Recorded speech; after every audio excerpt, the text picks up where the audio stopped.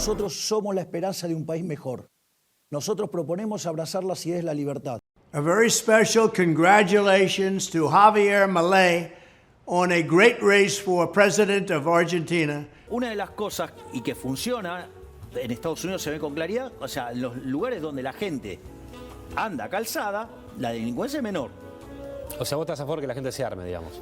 Sí, ¿por qué no? La existencia del mal en nuestro mundo no es motivo para desarmar a los ciudadanos respetuosos de la ley, que saben cómo usar sus armas y pueden proteger a mucha gente. La existencia del mal es una de las mejores razones para armar a los ciudadanos respetuosos de la ley.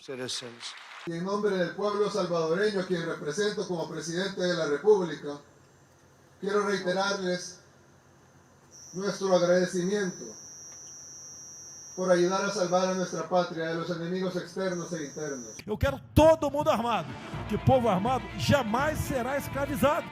Queremos libertad para poder defendernos en casa, porque no es un derecho, porque es nuestra obligación defender a nuestras familias. El problema arranca con la inmigración cuando hay estado de bienestar. Cuando vos tenés estado de bienestar, ¿sí? O sea, el gasto público, básicamente porque te entran los extranjeros a disfrutar lo que pagan de impuestos los locales. Y los locales después se enojan. They come from Africa, they come from Asia, they come from South America, but not just South America, they're all over the world. They're ruining our country.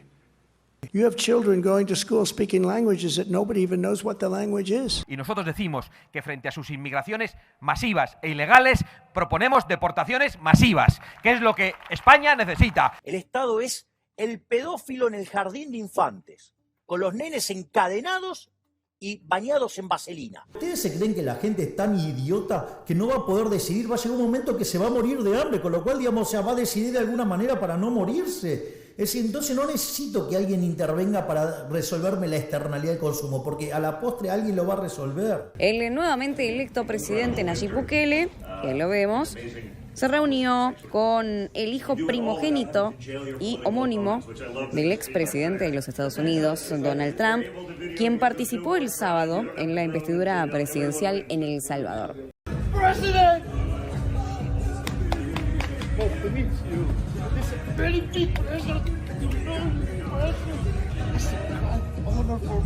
Lo que estamos en contra es de que metan ideologías antinaturales, anti-Dios, anti-familia. Eso no cabe en nuestra escuela. ¿Contrataría a un conductor gay para llevar a sus hijos a la escuela? Por supuesto que no. Al hijo que empieza a verse así, un poco gay, hay que darle una buena tunda para cambiar su comportamiento. ¡Zurdos, hijos de puta, tiemblen! ¡La libertad avanza! ¡Viva la libertad, carajo! Este es el gobierno comunista que viene aquí a dar órdenes. ¿Están ustedes acostumbrados a eso? Porque usted representa la hoz y el martillo. Usted representa al peor régimen de la historia de la humanidad. Contra el comunismo, por nuestra libertad. ¡Viva la libertad, carajo! Mi voto es sí. Make Argentina great again. Come on, let's have some pictures. Come on. Yeah, you look fantastic. Come.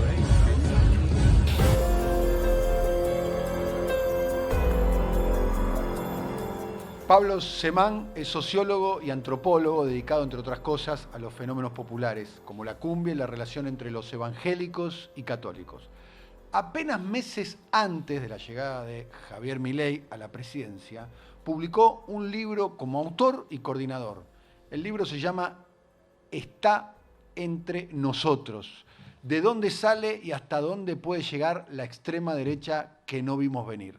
El libro es un éxito editorial, va por su cuarta edición, publicado en otros lugares de América Latina y en España, y generó además un gran debate bajo la inquietante pregunta: ¿cómo llegó la ultraderecha al poder en Argentina, venciendo el cordón sanitario democrático que presuntamente, subrayo presuntamente, existía? Semán y el grupo de investigadores que lo acompañan, nosotros ya entrevistamos a Sergio Morresi el día de la asunción de Javier Milei, la vieron venir. En el lenguaje de Milei la vieron. No solo eso, en noviembre del año 2012,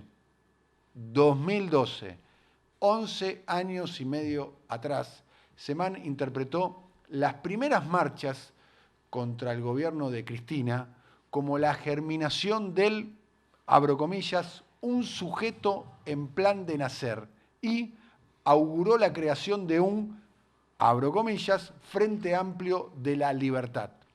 Cualquier semejanza con la actualidad es pura coincidencia. Pero Javier Milei ya dejó de ser una hipótesis, una especulación. Hoy está gobernando, ejerciendo el poder, y pasaron los primeros 6 meses desde el momento en que la criatura ha echado a rodar. Pablo, primero muchísimas gracias por tu tiempo, por venir. Me da mucho entusiasmo la idea de dialogar con vos. Estuve siguiendo muy de cerca, especialmente todo lo que estuviste diciendo durante estos primeros meses del gobierno de Javier Milei. Bueno, muchísimas gracias. Muchas gracias por la presentación, por recordar aquel artículo.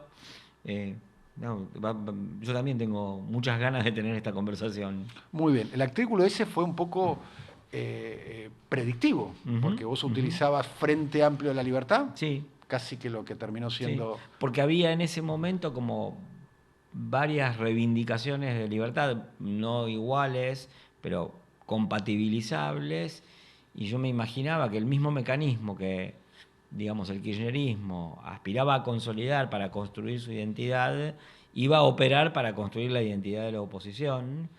Entonces aparecía la libertad como un significante que se le puede dar varias connotaciones. Entonces había libertad de opinión, libertad de compra de dólares, libertad de información, que uno podría decir, bueno, ¿no?, de expresión la había totalmente, pero el ocultamiento de las cifras de inflación al kirchnerismo le funcionó como una oclusión de la libertad, y entonces alguien se podía embroncar con eso, ¿no? Y el cepo, bueno, para ciertas actividades era una falta de libertad, ¿no? Pablo... Y para mucha gente, yo entiendo muy bien la diferencia entre impuestos y tarifas, pero para mucha gente ese intercambio desigual con el Estado, que supone que uno paga impuestos pero no recibe lo que cree que debe recibir, también es un agobio, ¿no?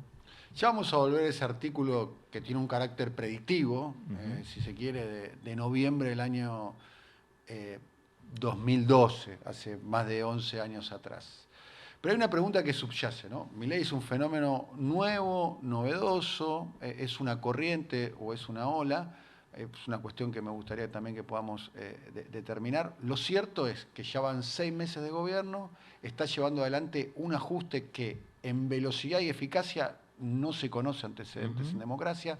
Para ponerle una cifra a eso, pérdida de salario real de trabajadores registrados, de los que están adentro del sistema, de los que están sindicalizados, de los que tienen representación, de los que tienen derechos, se habla entre 17 y 19% en estos primeros 6 meses.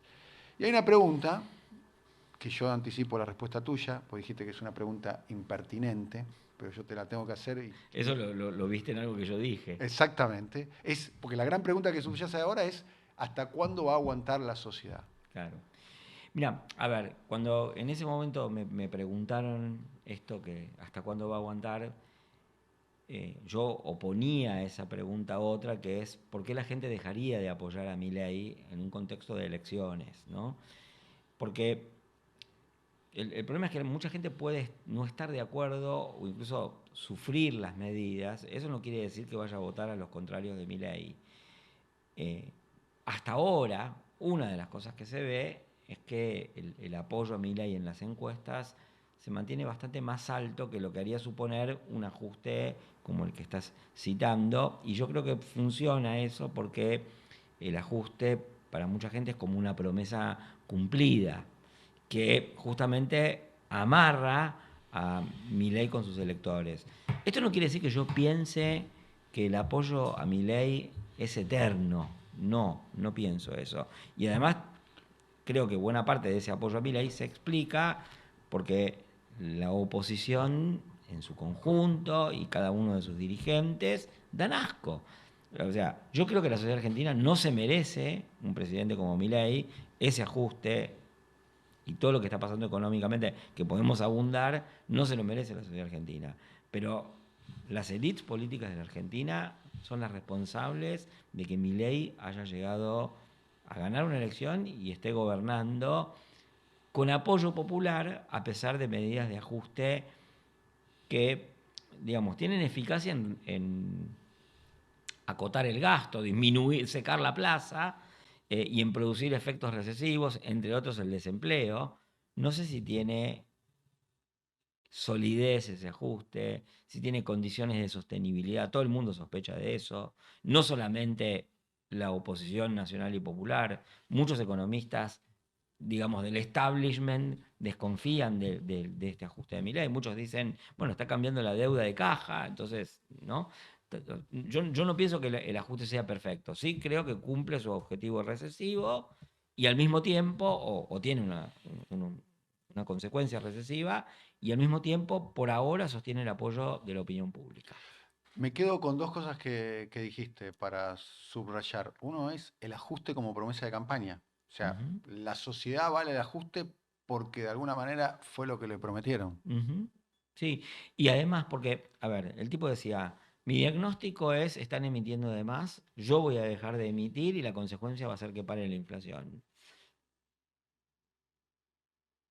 Llega el gobierno, para de emitir, la inflación no es que baja, que los precios bajan, pero se desacelera. Y para el que viene agobiado por la inflación, para el que viene perseguido por la inflación, para el que viene haciendo malabarismos, que se desacelere es un buen augurio, un buen síntoma. Y entonces dice, bueno, si disminuyó la emisión y dijo que lo iba a hacer, y si dijo que esa era la causa de la inflación, y yo veo que la inflación se desacelera, esa persona le renueva el crédito, incluso aunque esté sufriendo. Más allá de que, aparte, mucha gente dice, los que lo cuestionan son peores, ¿no? Y eso basta ver lo que pasa, inclusive en las redes sociales, que es un público muy chiquito para la política, para lo que es una elección nacional, que es, alza la voz un opositor y además de que hay trolls y de que hay manipulación y lo que sea, le pegan al opositor. Y de hecho en las encuestas, además, lo que se ve es, cuando no sube Milei, suben políticos más bien afines a su programa y retroceden o están muy mal y no mejoran nunca políticos que son contrarios a su programa. Ahí te hago una observación aparte, que es, yo creo que de la misma manera que fue imprevisible para muchos que Milei ganase,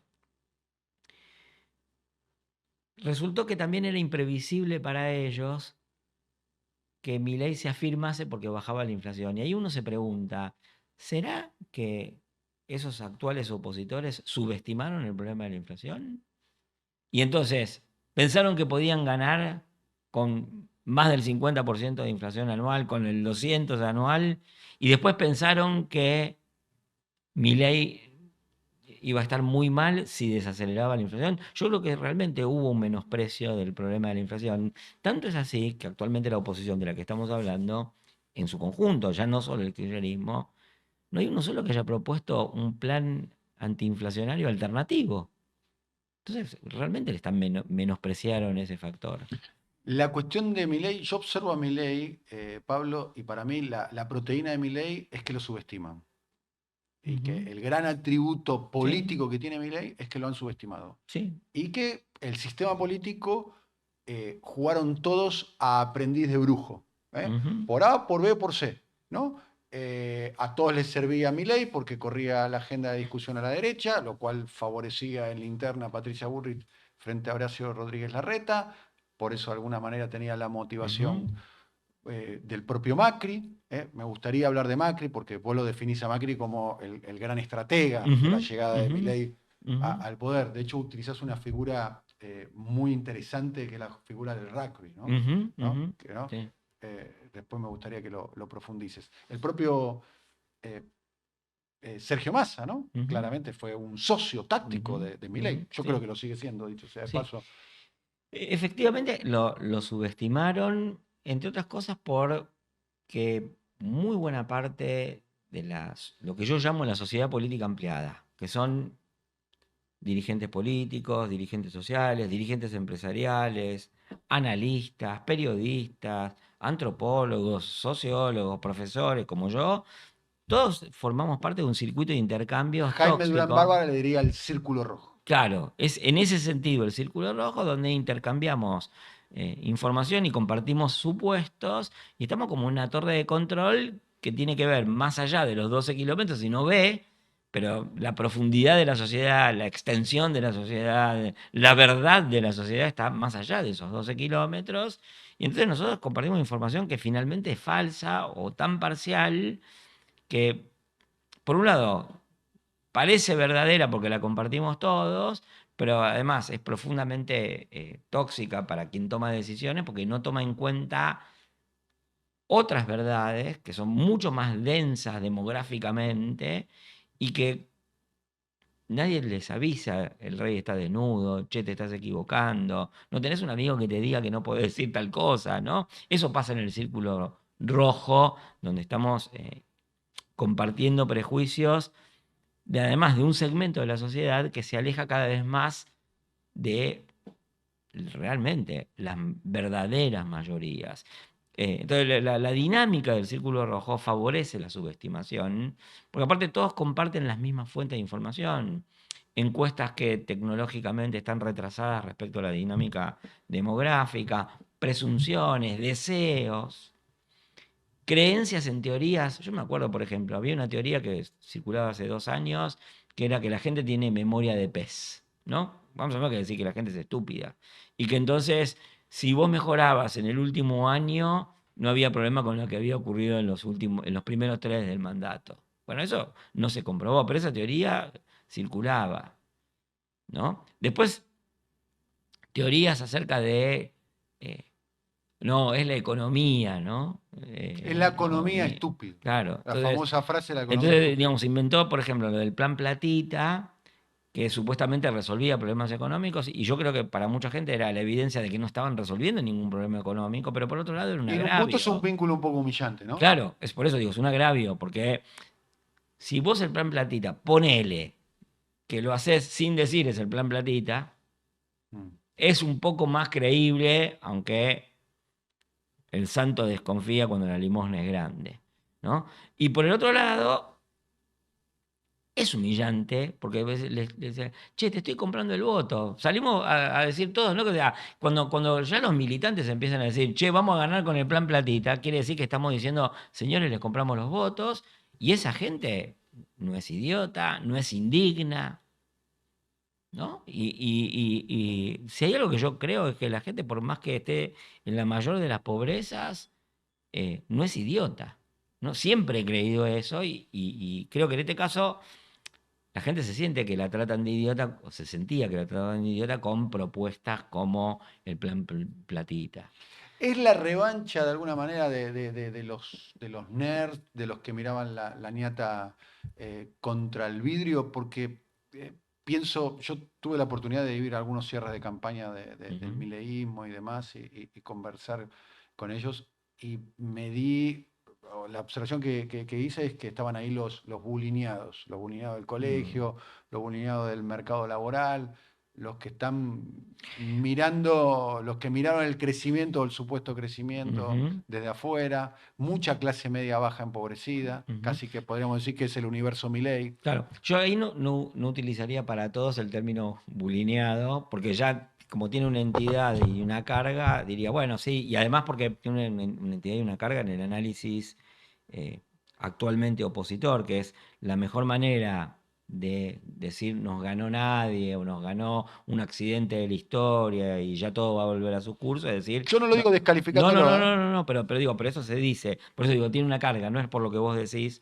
sino que, digamos, sí, en parte están los nerds, no son ni la mayoría, todo eso que mucha gente ama llamar los libervirgos, ¿no? Que es aparte un insulto bastante complicado para usar porque se supone que el campo nacional popular democrático es feminista y entonces insultar con Virgo es un poco autocontradictorio. Pero como de autocontradicciones está hecho todo, no vamos a insistir en eso.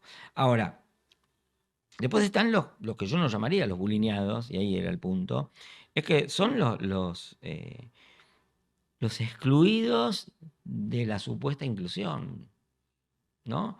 Los que dicen, ¿dónde está la mía? ¿Dónde estuvo la mía todo este tiempo? ¿Dónde está el Estado presente? ¿Dónde está el Estado presente? Está muy cuestionado. Vos, entre otras cosas, hablás de 6 determinaciones del fenómeno, ¿no? Las condiciones socioeconómicas de la Argentina. En particular me gustaría detenerme ahí, el tema del mercado laboral. El mercado laboral no es el mismo ni hablar del 75, vos ponés como inicio el Rodrigazo, ni hablar que el 89, y creo que tampoco es el mismo mercado laboral por caso del 2015, cuando dejó de gobernar el kirchnerismo en su estado puro. Porque, a ver, el mercado laboral se viene transformando a favor del crecimiento de la informalidad, yo diría desde 2007, 2008, porque en sus primeros años el kirchnerismo creó empleo y formalizó bastante, pero después la dinámica de creación de empleo fue relativamente baja, incluso a veces se perdieron empleos, o por lo menos aumentó el desempleo sin que se perdieran empleos, porque crecía la población económicamente activa, pero todo lo que crecía el empleo era más por el lado de la informalidad. Y eso se aumentó primero con la crisis de 2008, 2009, luego aumentó a partir de 2012, porque el cepo trajo restricciones económicas que pusieron más lenta la economía, luego aumentó muchísimo con el macrismo y con la crisis final del macrismo, y luego aumentó muchísimo la precariedad del empleo a partir de la pérdida de empleos de la pandemia por un lado y la recuperación del empleo muy renegociado en sus términos después de la pandemia. Se dio el caso de Alberto Fernández donde la economía crecía, la desocupación bajaba y la pobreza crecía. Claro, porque era empleo de muy mala calidad en términos de formalidad por un lado, pero también en términos de salario por el otro, más allá de la erosión que causa la inflación en los salarios más bajos, que no pueden guardar nada, no pueden especular, no pueden adherirse a ningún instrumento financiero que les permita combatir un poco más de igual a igual. Y Milei interpretó mejor ese mundo del cambio de laburo. Milei lo venía interpretando bien, yo creo, desde realmente, desde por ahí lo está menos su hinchada. 2014. Yo me acuerdo, porque también eso tiene que ver ¿viste? Con la percepción errada que se tiene desde el Círculo Rojo, que es perfectamente, desde el punto de vista de muchos de los votantes de Milei, para la clase política argentina, que es justamente tipos que toman las decisiones, pero nunca están a la intemperie, están siempre protegidos. Todos. Y a ellos no se los puede tocar, ¿no? Entonces, y además hay otra cosa, junto con esto, no es además, viene con esto. De la misma manera que en el exoficialismo se pensaba que se podía ganar con inflación, porque uno estaba tan acostumbrado a la inflación que decía, bueno, un poco más, poco menos, lo resolvemos con un plan platita, o con que baje un poquito, con crear un relato. Bueno, también creo que nadie percibió que la política tenía decenas de miles de personeros que hacen política capilarmente, barrios, localidades, municipios. Entonces un día me encontré con un tipo que me decía, no, el jefe comunal de acá, de una localidad de 1000 habitantes, se agarró el mejor Procrear, ni siquiera no era peronista, no sé quién era, no importa. Porque lo que pasa es que todo el mundo puede encontrar un referente empírico para la idea de casta. No es que tienen que ver un ministro corrupto yéndose con millones de dólares en una valija. Alcanza con ver al referente político más inmediatamente local que tengas y te funciona el término, ¿no? Y después toda la cosa de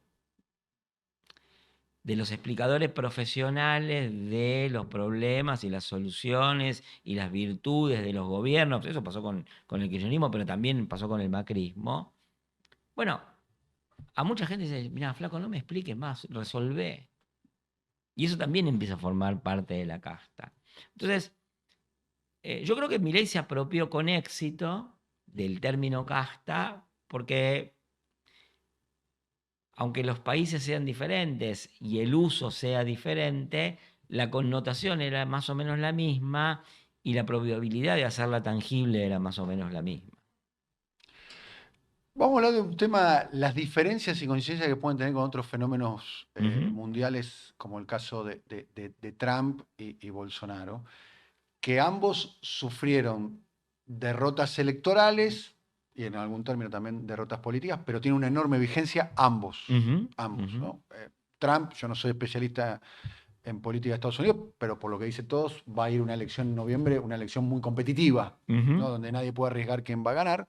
En el caso de Bolsonaro, más allá de que está impedido legalmente para presentarse, la derecha en Brasil está fuerte, claramente. O sea, perdieron, pero se han preservado ellos. ¿Qué diferencias y coincidencias pueden notar entre el fenómeno Trump, Bolsonaro y Milei como para hacer un recorte? Bueno, a ver, yo lo primero que creo es que todos estos fenómenos derivan de una situación concomitante, no global, que no es lo mismo, sobre todo por cómo se usa la idea de global, que es crisis del Estado. La crisis del Estado alimenta estos fenómenos en España, en Estados Unidos, en Brasil, en Argentina, primero.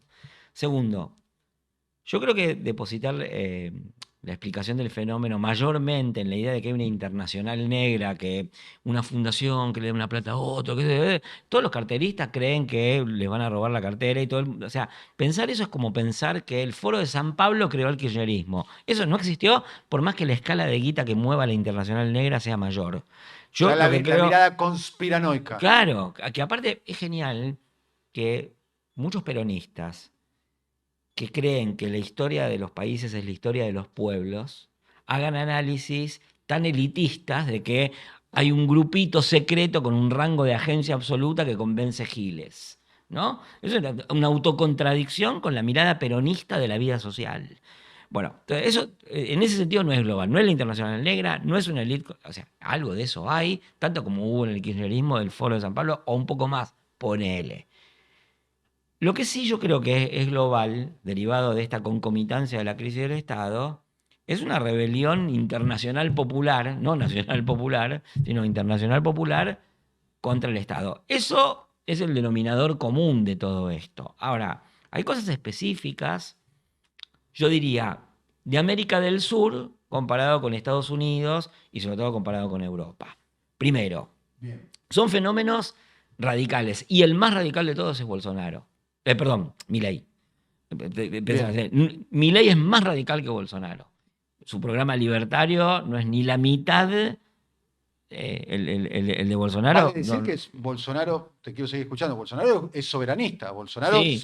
Él tiene su causa soberana, que es el Amazonas. Él se plantó diciendo... Lo cual lo lleva a ser un poco más estatalista que Milei, y por eso Milei es más radical de mercado, al mismo tiempo que Bolsonaro tiene esa tentación soberanista que lo acerca más al pensamiento que reivindica, por ejemplo, la acción de Putin, y en cambio Milei es absolutamente atlantista, pero es muy radical en el tema liberal. La segunda cosa es que el ascenso de Milei, siendo que el de Bolsonaro fue abrupto, el de Milei fue mucho más abrupto.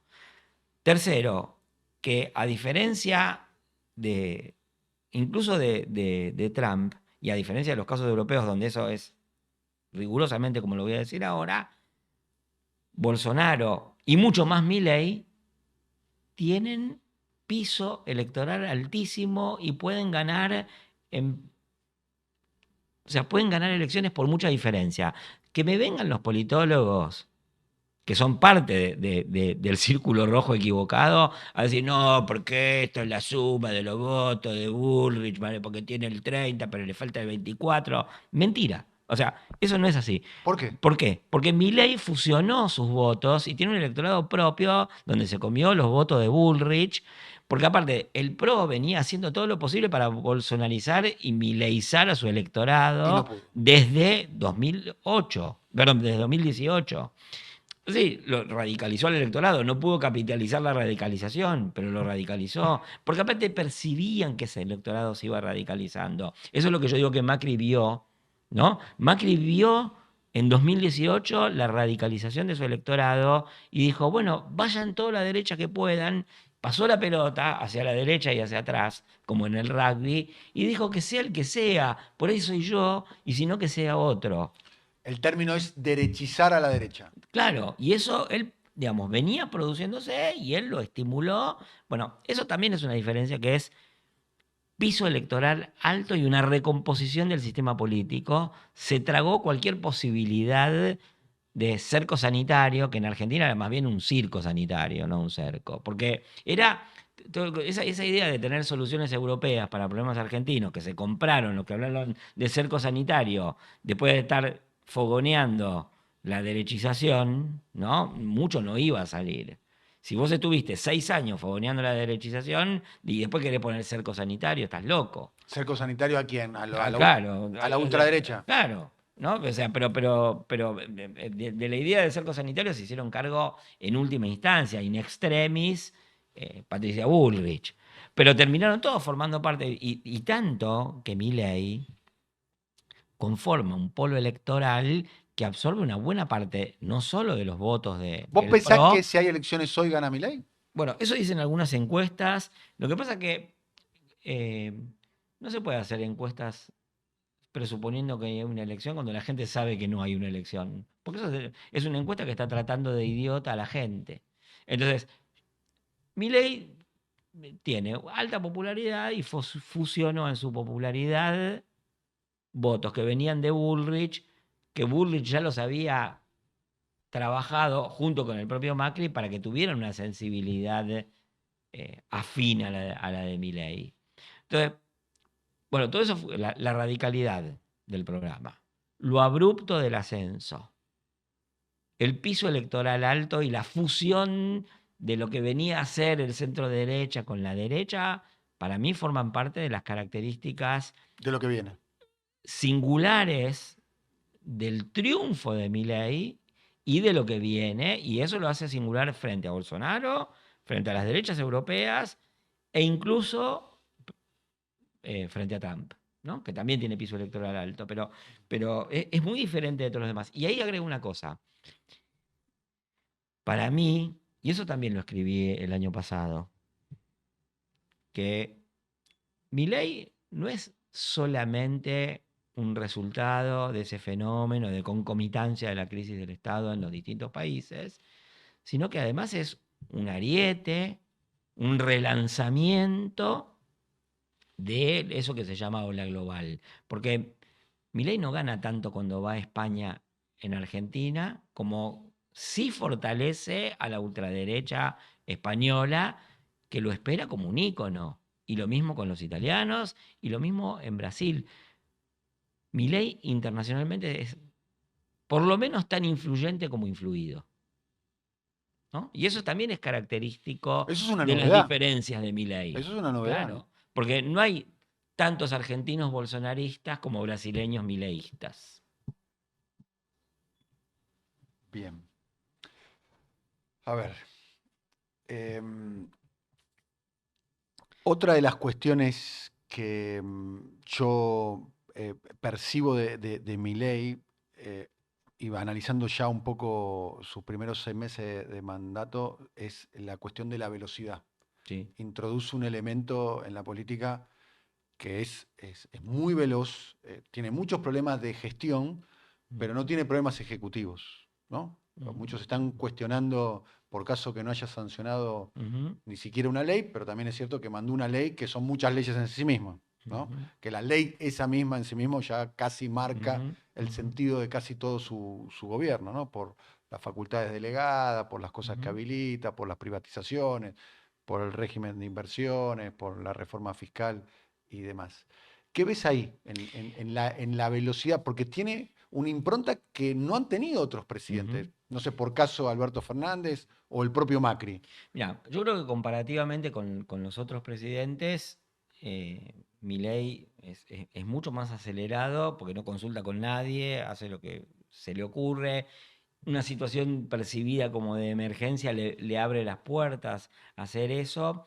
Y yo diría que hay un aspecto de la aceleración que para mí es muy importante, que es la aceleración que él le imprime con o sin leyes, al proceso social vía ajuste. ¿No? Él lo dice. Estos son años, ya no es años perros, son semestres perros. No es un año que vale por 7, son 6 meses que valen por 7 en términos de la aceleración de todo lo que ha vivido la sociedad argentina. Porque yo diría, incluso pensando que Milei mantiene la popularidad alta y que algunas de las decisiones que él toma tienen una lógica que es compartida por población que no lo votó a él, aún así también es cierto que hay muchísima gente que no lo votó y seguiría sin votarlo y se mantiene en contra de Milei, ¿no? Entonces, hay una aceleración del deterioro social por un lado y del conflicto político por el otro, más allá de que no haya líderes legítimos para encarnar el reclamo de quienes se oponen a esto que está sucediendo. Entonces, yo coincido totalmente, hay aceleración y esa aceleración es un poco en una sociedad diluida donde, a ver, la mayor parte de los dirigentes políticos estaban dormidos antes de que ganara Milei y por eso pensaban que no ganaba, y siguen dormidos porque no pueden entender. Hay una cosa que ya es el juego del amor propio, que es... Yo entiendo que uno puede decir que hay políticos que son socios de Milei, que lo estimularon, ¿no? Pero eso es volver a la teoría de que acá todo lo controlan 4 o 5. Y la verdad es que no lo controlan 4 o 5, se les fue de las manos y de cierta forma es como que, no sé, si juega el plantel entero de Boca contra un club de la 50ª división de un lugar donde no hay tradición futbolística y ese te gana... Y vos te sentís herido en el amor propio. Entonces está todo Boca, River, diciendo, no, este ganó de casualidad, ¿no? Lo ven, le ganó un amateur, le ganó un advenedizo, les ganó a todos. Y siguen negándose a ver que ellos tienen una responsabilidad en esa derrota. Entonces, eso también les causa parálisis. Y la velocidad de Milei los pasa como postes. Porque la velocidad de Milei los pasa como postes, los tiene sorprendidos. Todavía están sorprendidos. Están dormidos antes, dormidos ahora, y los que no están dormidos están invalidados.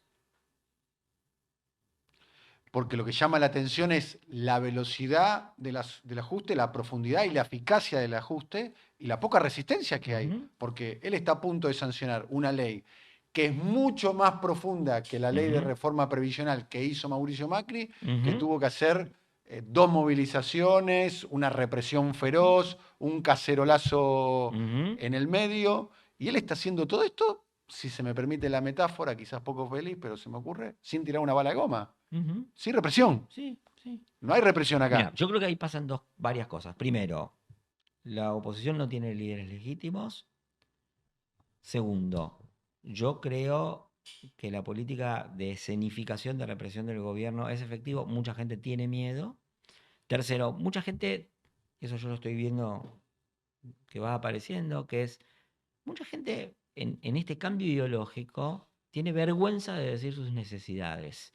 Eso es dramático. Hay gente que está guardando sus necesidades ¿a qué llamamos en su sus pecho? Necesidades? Que no puedo comprar carne, no llego a fin de mes. Tengo que cambiar a mi pibe del colegio. No, estoy suspendiendo una comida.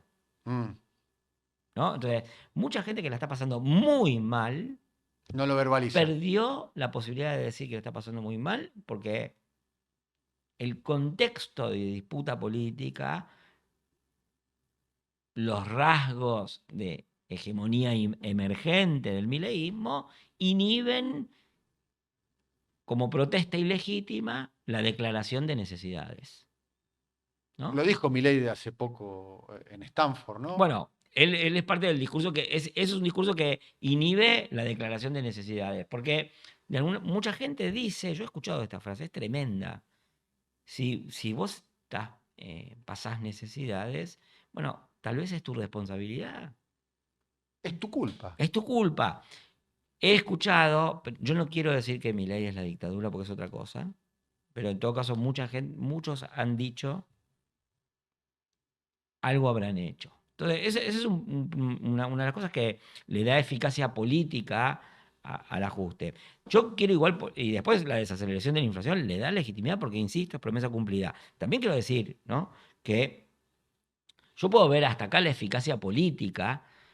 Hay que ver cuál es la eficacia económica de este ajuste. Eso es otra cosa. Yo no soy economista, escucho a algunos economistas, incluso economistas que dijeron, bueno, mucho de esto tendría que haberse hecho de cualquier forma, se iba a hacer de cualquier forma.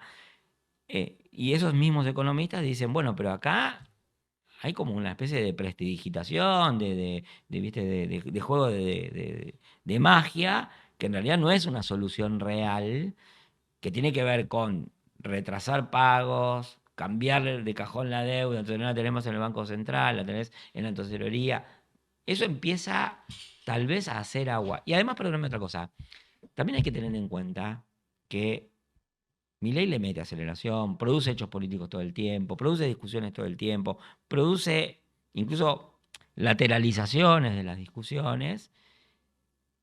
Los opositores están parados como postes, pero también hay otra cosa que es importante tener en cuenta, que es que mucha gente tiene esperanza y no es el tiempo de desesperanzarse. Yo entiendo que los políticos que perdieron quieren volver lo más rápido posible y la reacción de la gente les parece lenta. Pero mucha gente va procesando esto paso a paso. Quieren ver. También tuvieron paciencia con muchos otros dirigentes políticos que presidieron el país. Tuvieron paciencia con 3 presidentes seguidos que duplicaron cada uno de ellos la inflación del anterior. Entonces, ¿por qué no la tendrían con Milei? ¿No? Y ahí es un poco de nuevo una respuesta a lo que vos decías, ¿hasta dónde aguanta? Bueno, ¿por qué dejarían de apoyar a un tipo que dijo, yo lo que voy a hacer es lo que no hicieron los 3 anteriores, yo no voy a aumentar la inflación, yo no voy a aumentar la emisión? Vos tenés un concepto que es, generalmente suele decirse que los programas de ajuste no cierran si no hay represión producto de la protesta social. Vos invertís ese razonamiento, Sí. vos decís, primero está la represión, que lo ponés en boca de esa persona que está quitando una comida por día y no lo manifiesta, o sea, para decir una manera, se reprime de algún modo, Sí, o no sí. encuentra un canal de manifestación política y ajuste, o sea, vos invertís los términos. Sí. Primero está la represión Sí. y ahí está lo que estamos viendo ahora, que representa para mí una sorpresa, Pablo, ¿no? Mirá, O sea, a ver, yo creo que el gobierno hizo una, lo dije antes, pero voy a repetir la expresión, escenificación de la represión. Lo que ocurrió el 18 o 19 de diciembre, a poco de haber asumido, que fue una escena medio dantesca, ¿no? Avisando en los trenes que había un protocolo de seguridad, ¿no? Y además con sanciones efectivas, ¿no? Para quienes en ese momento se atreviesen, entre comillas, a transgredir la regla que se pretendía imponer. Bueno, alguien podrá decir, che, los corrieron con un 4, ¿no? Con la vaina. Puede ser, no lo sé. Lo que sí sé es que eso causó miedo, el desempleo causa miedo, y además, insisto, porque esto también es parte, el éxito, entre comillas, del ajuste, desacelerando la inflación, causa confianza. Bueno, se componen las dos cosas, pero la verdad que sí, empezó con una amenaza, digo, quédate en el molde, era el primer mensaje del gobierno. de hecho, el gobierno hizo público un protocolo antiprotesta que casi no lo aplicó. O no tuvo que aplicar toda la fuerza para poder aplicar algún tipo de corrección al Sí, código. después no lo al aplicó. protocolo. No lo aplicó, pero yo no diría que la gente que protesta se siente tan tranquila protestando como se podía sentir en otros gobiernos. Eso hay que decirlo. Es lo que estás diciendo vos, represión y ajuste. O sea, Porque aparte el ajuste, ponele que se haya hecho desde el primer día, pero solo se siente después. En cambio, la voz de orden que hubo se empezó a sentir desde el primer momento y fue acá cambiaron las cosas, te condicionan los recursos, no te doy esto, te doy lo otro. Bueno, todo eso en el medio, a ver, tampoco vos lo dijiste antes y hay que tenerlo en cuenta. Todo esto ocurre aceleración de las decisiones político-económicas, aceleración del deterioro social, donde, digamos, se maneja bien en las decisiones, o sea, parece no temblarle el pulso al tomar las decisiones. Audacia, coraje, decisión, ¿no? Es un Pero atributo. al mismo tiempo, el déficit de gestión es importante. Y entonces uno de los principales problemas que tiene este gobierno es ¿qué va a pasar con sus déficits de gestión? Nosotros todavía no lo sabemos, pero también es deterioro del nivel de vida. Yo investigué esto, por ejemplo, durante la pandemia y el retiro del Estado en algunas áreas por el funcionamiento remoto, del que fue difícil volver y todo eso, le trajo muchos problemas a mucha gente. Ahora, esto le trae muchísimos más problemas a mucha gente. Y todavía no estamos evaluando, no solamente el retiro de los servicios estatales, el recorte que hacen, por ejemplo, las prepagas de sus propios servicios. Entonces, yo todo eso creo que va crispando un poco los ánimos y en todo caso creo que trae mucho dolor a la sociedad. Mirá esto, no sé si lo recordás, las imágenes las recordás, ¿las podés identificar? No es una protesta, pero no sé cuál, perdón. Es 8 de noviembre del año 2012. Y Ah, días después... perdón. Tendría que poder identificarlas. Sí, bueno, hay una pequeña trampa, no hay nada que lo puedas identificar. Bueno, esa fue probablemente una de No, pero las... yo no veo, o sea, veo una manifestación de noche, no veo ni un cartel, no veo lo que dicen. Bien, esto Pero fue por uno de los anteojos. primeros cacerolazos en contra de Cristina. Días después, Pablo Semán, con quien estamos conversando, escribía esto en el diario Página 12. Esto es lo que escribía Pablo Semán con un carácter predictivo, ¿no? Entre las políticas del gobierno que provocan el 8N, que era la manifestación, y las propensiones de las diversas vertientes del 8N, surge un Frente Amplio por la Libertad, hablabas vos, con el que habrá que disputar y competir. No me caben dudas, lo afirmás, además de decir no me caben dudas, ese sujeto, aun cuando no tenga hoy una articulación partidaria o electoral, no la tenía, yo creo que la terminó teniendo con Macri en primera instancia, la tendrá, y no solo, o no intelectualmente, entre alternativas opositoras y unificadas y divididas. La palabra libertad, ¿no? De alguna manera te faltó decir... A nombre de la libertad tributan y acreditan vocaciones muy diversas, pero capaces de hacerse eco entre sí, de permutarse y de agrandarse. Ese párrafo de noviembre del año 2012 es un párrafo casi un oráculo, digamos. Pero hay algo que vos decías antes, ¿no? Que tiene que ver con... Se le hizo... A ver, se subestimó eso. ¿Por qué eso se llamaba un sujeto en plan de nacer? Porque yo me acuerdo, ¿con quién estaba discutiendo yo? La respuesta del gobierno fue: hagan un partido político, claro, vayan a elecciones, claro, ganen elecciones y gobiernen. Sí, pero la respuesta en lo inmediato fue: había habido una serie de cacerolazos que fueron todos, entre comillas, fracasados, pero que sumaban cada vez más gente. Yo fui porque dije, a este va a ir mucha más gente. Y efectivamente fue mucha más gente. Habían empezado en abril, no iba nadie, y la reacción del gobierno en ese momento era, ve que no tienen apoyo, qué sé yo qué, 54% no se toca, la arquitectura electoral es más sólida que un edificio de concreto y todo eso. Habían pasado 4 meses de la elección de Cristina con el 54%. Entonces, cuando fue eso, decían, no, lo que pasa es que ahí no hay un sujeto político. Y yo lo que estaba discutiendo era exactamente eso. Vos decís que no hay un sujeto político, pero los sujetos políticos tienen historia, trayectoria, se forman, y este es un episodio constitutivo de ese sujeto político. Porque sí, las cosas hasta ahora no es, pero la historia, los momentos no se repiten. Lo que hasta ahora no es, mañana podrá ser.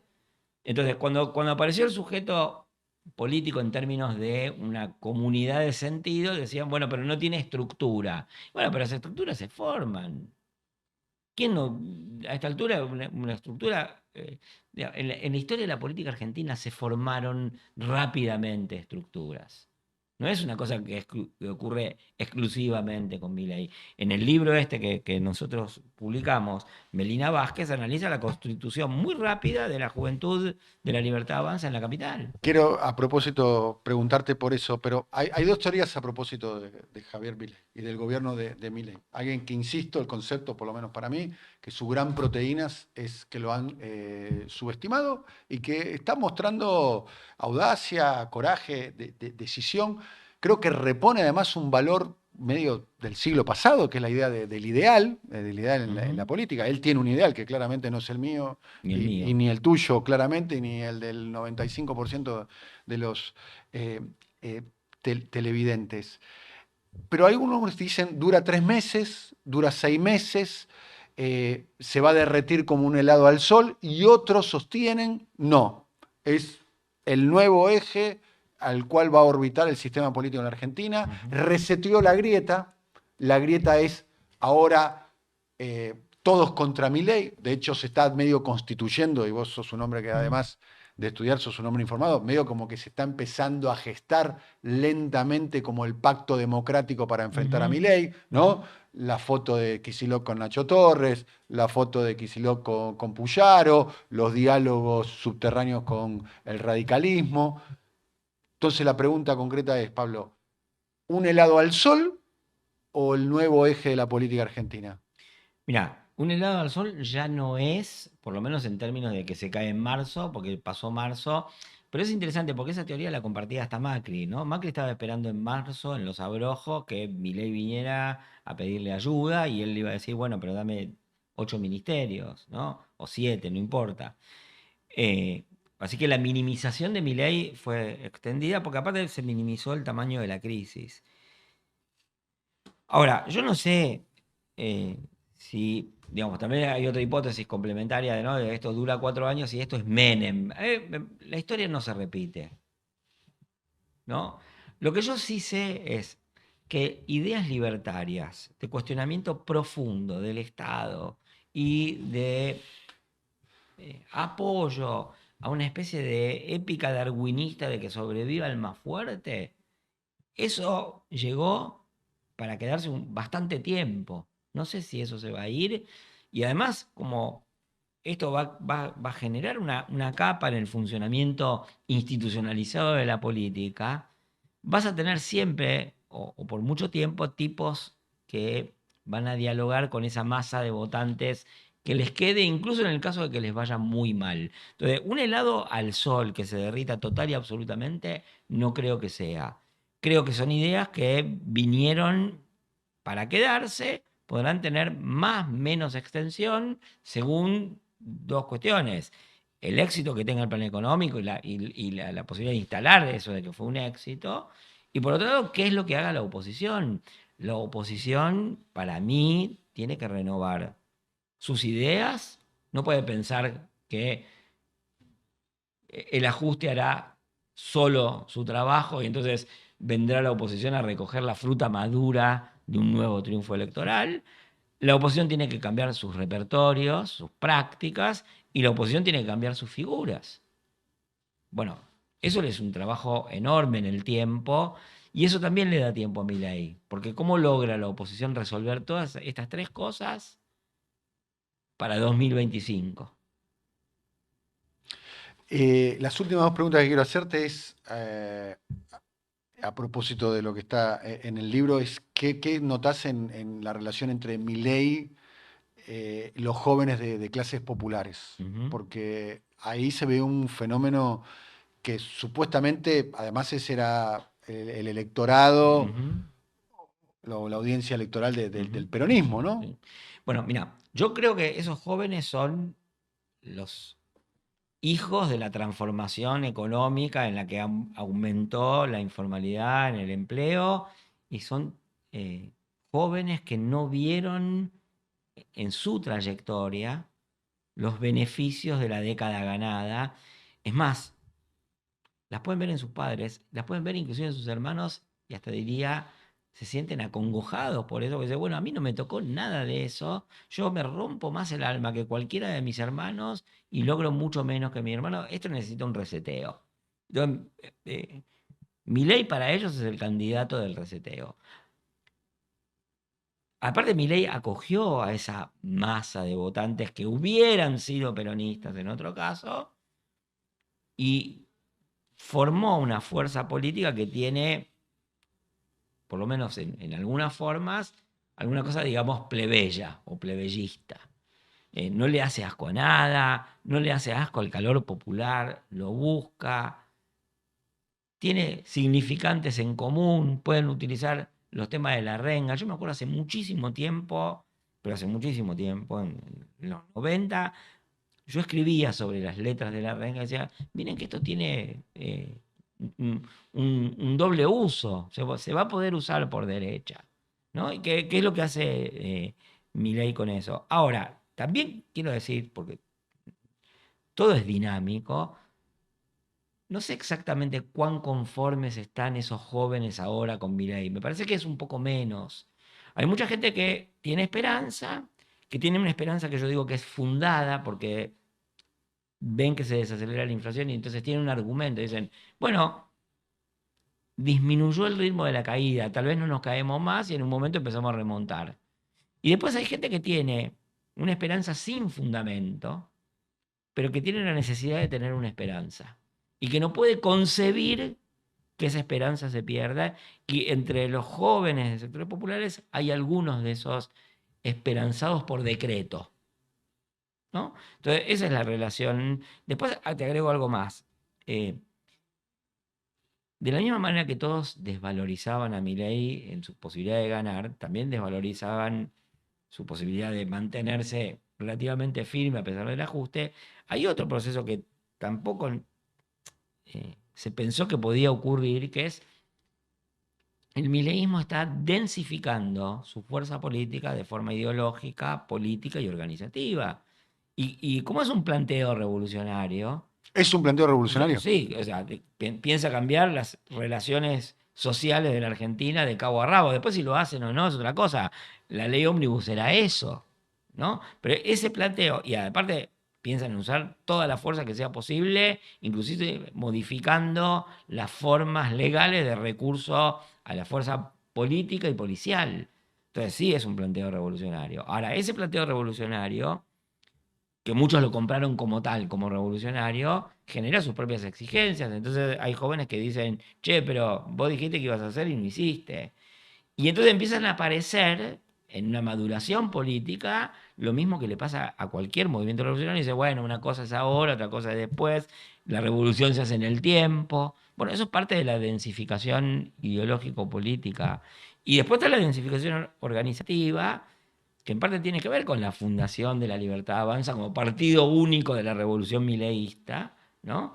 Que tiene sus conflictos, porque aparte de otros partidos no se sienten tan contenidos dentro de eso, pero que va creando una estructura política capaz de actuar, sobre todo en el momento en que hay contratiempos, y de decirle a su propio público, bueno, sepan esperar, estamos trabajando, acompáñennos.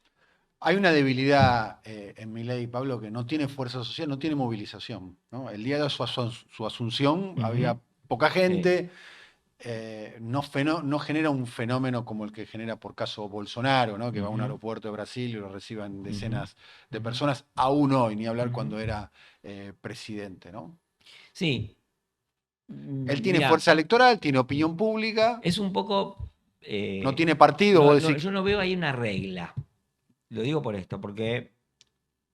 Bueno, pero su origen, voy a citar a Pablo Semán. Sí. Su origen es 8 de noviembre, o los cacerolazos contra Cristina. Bueno, está bien, pero... Su origen es una movilización. Está perfecto eso. O sea, las movilizaciones en Argentina, que son masivas y son, digamos, entre comillas, espontáneas, no son sin objetivo. Y entonces, por ejemplo... Esos cacerolazos disminuyeron su magnitud una vez que estuvo claro que ellos podían ganarle y que tenían un candidato y podían ganarle a ese gobierno. Entonces, de la misma manera, pero al revés, el macrismo tampoco parecía tener gran capacidad de movilización hasta que la tuvo cuando la tenía que tener, ¿no?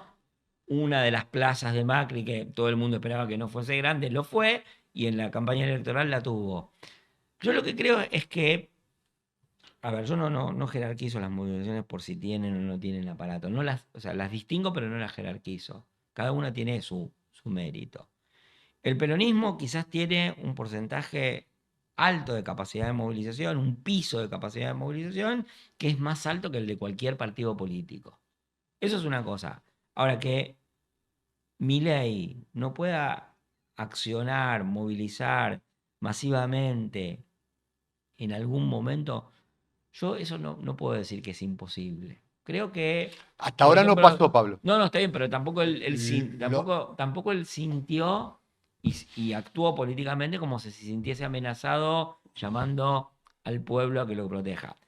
¿No? Lo cierto También es... es cierto que porque esta es una etapa de desmovilización en general. Sí, pero el 10 de diciembre él asumió y había 25.000, 35.000 personas, 40.000 si somos recontra generosos. Muchas más que cuando asumió Macri, ¿no? Yo pondría ese parámetro. Muchísima más gente que cuando asumió Macri. Yo creo que, a ver, es una fuerza política integrada por muchísima gente que cree que la política no es necesaria. Entonces, es lógico que sea menos movilizada. Pero yo no sacaría de eso la deducción de que no puedan tener algo en la calle. Ojo, en la calle, por ahora, creo yo que pueden tener algo. Después, ojo, si Milei entra en una contradicción evidente, visible, o en un fracaso inocultable, bueno, eso ya va a ser otra situación y ahí se desmovilizará por otra cosa. Las últimas... 7 preguntas. Dos preguntas. Las últimas 2 preguntas. La Argentina, es una pregunta amplia, ¿no? Cuando tuvo que entrar, no sé, al plan Cóndor de represión del inicio de los 70, entró de un modo cruento, ¿no? No me voy a poner en sommelier de dictaduras y de represiones, pero el nivel de profundidad, eran entusiastas, de eficacia de la represión ilegal durante la dictadura en Argentina fue mayor que el resto de los países, por caso Chile, Brasil, Uruguay, como para poner un parámetro. Cuando tuvo que entrar al consenso de Washington, que todos entraron al consenso de Washington, ¿no? No entramos con un sociólogo graduado en la Sorbona como Fernando Enrique Cardoso, sino que entramos con Carlito Saúl, el tigre de los llanos, digamos, con Carlos Saúl Menem y con toda esa impronta. Y ahora, en esto que pareciera ser una corriente más que una ola de derecha en el mundo, que es un fenómeno claramente mundial, entramos con alguien que en 6 meses de gobierno se transformó en una referencia mundial, cosa que no sucedió con otro. Y que tiene un programa tan radical o más radical que cualquiera de sus colegas a nivel internacional. A ver, me interesa eso. En la escala de grises de derechas y de ultraderechas, vos lo ponés a la derecha de la derecha de Bolsonaro y de Trump a Milei. Sí. Agregaría una cuestión, que es ciertos temas que estaban presentes, pero no tan presentes durante la campaña electoral, como por ejemplo las cuestiones de género y de diversidad en general y diversidad cultural, empiezan a estar más presentes ahora. Con lo cual, si no parecía tan de derecha en eso, ahora está siendo de derecha en todas las líneas y casi diría, a ver, yo supongo que habrá habido en Brasil algún funcionario bolsonarista que haya dicho que había que terminar con el divorcio, como lo hizo acá Francisco Suárez, ¿no? Pero si uno junta, se hace el checklist de atributos de derecha de Milei y el núcleo dirigente de La Libertad Avanza, no todos sus votantes, de ninguna manera, pero sí, están muy a la derecha. Además, hicieron propio el término de derecha y no tienen ningún problema en reivindicar la mayor proporción de derecha posible. ¿Y qué ves de la Argentina, del atributo de la Argentina, que en diferentes procesos históricos que son globales o regionales, entra con esa impronta tan salvaje, llamémosla? No, yo no sé, porque, a ver, visto así, parece que estamos fundando una nueva excepcionalidad argentina, ¿no? Y a mí no me gusta ese razonamiento porque digamos, combato cualquier idea de excepcionalismo, salvo que digamos, bueno, visto de cerca, todos somos excepcionales. Ahora, a mí una cosa que me parece que es parte del combustible espiritual del mileísmo y hace a su radicalidad, es que nosotros vivimos prácticamente desde 2008 una crisis política y económica de muy larga duración que no fue poco intensa durante muchísimos momentos de esa larga duración. Entonces, los gobiernos se sostuvieron a pesar de las crisis, nunca hubo un 2001. Todo el mundo se la pasaron temiendo un 2001 desde 2008, todos, ¿no? Que se vayan todos, de cualquier signo o de todos los signos. No ocurrió en 2008, no ocurrió en 2012, no ocurrió en 2015, no ocurrió en 2018, 19, no ocurrió con Alberto durante la pandemia. Siempre se esperaba que viniera y no vino un 2001. Pero sí se fueron acumulando las razones para un rechazo fuerte, y yo creo que esa acumulación de razones es la fuente de la radicalidad de Milei, y centralmente, la nervadura central de lo que pasa con Milei es el conflicto económico, es la falta de crecimiento, el empeoramiento del empleo, de la calidad, de la remuneración, de las perspectivas de crecimiento personal de cada sujeto. La idea del futuro. Bueno, la idea del futuro, o sea, la gente está peleando para no perder 6-0 el día a día, ¿no? Y cada vez más. Bueno, se pasó del sueño de la casa propia a la posibilidad de poder alquilar, claro, si es que podés. Y comprar zapatillas en cuotas, que es histórico, pero ¿no? Ahora, perdón, entonces, yo creo que el conflicto económico, las características del funcionamiento de la economía de la Argentina, por un lado, crearon muchísimas de las razones que hoy son el combustible espiritual de la radicalidad mileísta, y al mismo tiempo, hasta ahora, la solidez de las instituciones democráticas le había dado un marco a esa protesta. Por eso yo creo que el voto a Milei también tuvo características de voto contra todo lo que estaba, pero sobre todo contra el peronismo. Y acá hago una aclaración.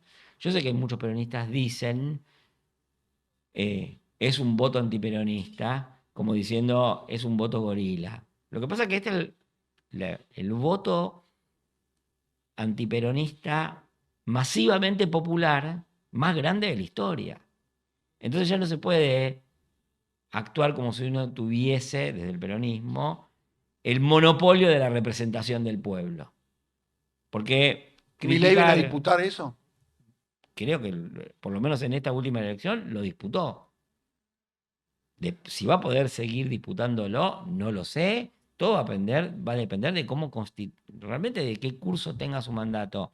Insisto con algo que dije antes, él tiene aceleración, pero los demás actores de esta historia no están tan acelerados, y la población todavía le da un crédito. Ahora, ese crédito no creo que sea eterno, ¿no? Y entonces el balance que haga la sociedad, el pueblo de la Argentina, de esta experiencia, puede ser muy crítico, pero no es el momento para que lo sea. Ahora, también quiero decir algo de la misma lógica manera que dije que el peronismo acumuló problemas y ofensas a los sectores populares de manera tal que estos terminaron votando en contra del peronismo, no solo los sectores populares. Bueno, no sé, tal vez Milei también está acumulando ofensas, ¿no? Y además, al mal pagador, todas las facturas le caen juntas. Entonces, lo que ahora puede ser una gracia, después puede ser una crítica. ¡Ay, qué bárbaro! Viaja al exterior, lo reciben los líderes del mundo. Y bueno, por ahí dentro de 10 meses están diciendo, che, te gastaste la guita en viajes, ¿no? Hoy por hoy es como digo, después no sé cómo va a ser. Lo que está claro es que los que pronosticaban de que era un helado al sol... No, eso no lo fue y... Bueno, era una especulación que hacía todo el sistema político. Sí. Bueno, pero todo el sistema político hacía... Justamente el sistema político es el gran derrotado de todo este proceso político. Fue derrotado en su capacidad de gobierno, fue derrotado en las elecciones y fue derrotado en sus previsiones respecto a lo que iba a pasar con Milei. Porque todo el mundo decía, qué fácil a Milei le copamos el gobierno. No todo el mundo, el macrismo, por ejemplo, decía eso. A Milei le copamos el gobierno. Bueno, eso no se pudo hacer. Y el kirchnerismo decía, yo como pochoclo, porque o sea, a Milei le dicen Semana Santa, no se sabe si cae en marzo o en abril. Bueno, eso no ocurrió. ¿No? Esa idea de que tomar dichos populares populariza un diagnóstico, está más fracasada que... O la frase que le habría dicho Sergio Massa a Horacio Rodríguez Larreta. Va a ganar Milei y en 6 meses volvemos nosotros. Yo creo que eso es bastante difícil, pero entiendo que los profesionales de la política se sienten desafiados en su métier. Bien. La última pregunta. A ver, vos hablabas del 2001, el que se vayan todos, ¿no? Algunos sostienen, ¿no?, que se mutó por el que se vayan todos, tráeme al loco. Arreglame esto, tráeme un loco. La idea de Milei como el loco, ¿no? Que habla con su perro muerto, cuestiones que yo no adhiero, te quiero aclarar. Extravagantes. Extravagantes. No, la idea de que está loco. Teóricamente extravagante. La idea de que está loco. ¿Qué reflexión te merece el concepto de locura aplicada a Milei? Bien, yo creo que esa idea de que él está loco y la gente pidió al loco, en parte es como una regurgitación que tiene la sociedad política ampliada, el círculo rojo, de un dato mal leído de un focus group. ¿No? Entonces, sacaron eso y ya, ¿viste? Ya nos contentamos. Al círculo rojo le encanta consumir diagnósticos y frases hechas, ¿no? A mí me parece que hay algo más profundo, que es que la gente no pidió traerme al loco, o con esa idea de traerme al loco extraída de un focus group. En realidad hay muchas más cosas dichas, y la verdad es que centralmente había un repudio generalizado y se estaba buscando atacar, golpear con lo que fuese más fuerte. Y sí, una de sus atribuciones es la de loco. También es que es un hombre decidido, también es un tipo que se expresa con vehemencia, y eso era valorado en el sentido de que esto que rechaza, lo rechaza de corazón. También era valorado que en principio él no hacía alianzas con nada que lo metiera en contradicciones, no hacía pactos con los demonios que denunciaba. Bueno, todas esas cosas, la idea de la fuerza y la coherencia de su comportamiento, me parece que es más importante que la atribución de locura. En todo caso, parte de la atribución de locura era, bueno, porque es un tipo decidido y consistente. O, por ejemplo, yo oigo decir entre jóvenes mileístas una idea que aparte surge muchas veces en política, cuando se advierte la contradicción o se plantea la contradicción, dice, bueno, pero el tipo maneja la contradicción, ¿no? En algún momento en Twitter algunos decían, algunos mileístas, decían, nosotros decidimos quién es casta y quién no es. ¿No? Como diciendo, Milei, pero eso yo lo escuché en su momento también del peronismo, cuando lo incorporó al Sogaray, que había peronistas posta a posta de Perón que decían, no, bueno, pero Menem conduce, entonces el Sogaray se va a acomodar a eso. No es una cosa que no haya ocurrido nunca, ¿no? Pero lo que se veía tanto en Menem como en Milei, a propósito de esas contradicciones, es un tipo capaz de conducir el barco a buen puerto porque tiene fuerza, porque tiene decisión, porque tiene visión, y sí, en el medio incurre en algunas contradicciones. ¿Vos lo conociste a Milei, no? No. ¿Te gustaría conocer a Milei? Mira, a mí me parece que es un tipo complicado en su trato, que no tolera mucho la diferencia, que va como directamente al calificativo. La verdad es que a mí eso no me atrae. La verdad es que no sé, pero igual... por en otro esta lado, escena de encontrarte con Milei, ¿qué le dirías, Pablo? no sé, a mí me parece, ya eso es más personal y creo que sé yo, no sé, en este momento no me esperaba esa pregunta, pero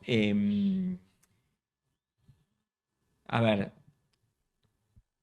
yo creo que le diría que está siendo indolente, ¿no? Con sufrimiento de la sociedad. Y también le diría que, porque creo que él tiene los vicios de los académicos, que es que se compromete con una idea y el gobierno y la vida social son más complicados que las ideas con las que uno se compromete. Creo que le diría eso. Y lo de indolente, ¿él está expresando cierto odio que estaba ahí germinando en la sociedad? Sí, creo que también me Porque pongo- hay algo que incorpora Milei, que es una novedad en la democracia, por lo menos en los 40 años de esta transición, es que es la idea de la crueldad, ¿no? Sí. Yo soy indolente para no usar ni crueldad ni odio y fue deliberado. Que es, a mí, el análisis... Indolente es el que no siente el dolor. Y es casi un rasgo Sí, psicopático, pero ¿no? indolente con el dolor de los otros, ¿no? Claro.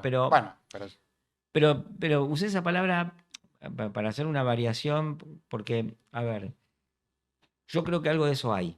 No lo discuto, ¿no? Pero a mí me parece que buena parte del análisis político basado en la categoría de discurso de odio tiene el problema de que, por un lado, moraliza el análisis político y se autoadjudica el lugar del bien. Por eso, aparte, le diría, che, mira, me parece que está siendo indolente, para no embanderar mi denuncia de su indolencia con un uso ya acostumbrado de unos tipos que dicen que ellos son el amor y, perdón, yo sé que hay muchos que acá son partidarios de esto, pero muchos dicen que son el amor y los otros el odio, y yo diría, flaco, ¿vos no eras el odio cuando negabas la inflación? ¿Vos no eras el odio cuando decías que la seguridad era un problema de derecha? ¿Vos no negabas el odio cuando pensaba que estaba todo bien y en realidad para muchos estaba todo mal? Entonces, a mí ese análisis hecho en términos de yo soy el amor y los otros son el odio, y de naturalizar eso, y no, ahí va el odio. No, qué sé yo, hay un montón de gente buenísima que votó a Milei, que quiere simplemente poder mejorar o dejar de caer. Y que tiene, sí, mucha bronca porque fue postergada y percibe con justicia que fue postergada. ¿No? Entonces, por eso elegí la palabra indolente, como para... Me propusiste una escena, me lo encuentro, ¿qué le digo? Y sería crítico, pero habilitaría una vía de diálogo y de que le permitiese a él reflexionar, por más que yo no me haga ilusiones Si te llama por teléfono, de que ello ocurra, ¿no? Si te llama por teléfono para juntarte, vas. Sí, claro, sí. Igual no pienso que eso pueda ocurrir, ¿no? Pero me parece que siempre habilitaría la posibilidad de que, por lo menos en mi primera interlocución con cualquier persona, se diese en lo que yo veo como malo y como donde está obstinado el otro. Por lo menos una oportunidad, ¿no? Pero por otro lado, bueno, yo no sé si hace falta conocer a Milei personalmente para entender lo que está pasando políticamente. La verdad es que nosotros sí hablamos mucho con gente que votó a Milei. Y con gente que te dice cosas como las que te diría Milei. Que eso es importante también de tu pregunta, ¿no? Y bueno, hay que entrar en esos diálogos, porque por algo esa gente está diciendo lo que dice. También es cierto que es importante el cuerpo a cuerpo, donde el mismo tipo que te dice por Twitter que te va a matar, después cuando te lo encontrás y le decís, mirá, yo pienso esto, lo otro, qué sé yo, y bueno, entras en otro diálogo. No es la misma la situación si vos vas al encuentro y amablemente que si vos vas diciendo, no, mira, vos sos el odio, yo soy el amor, cállate la boca.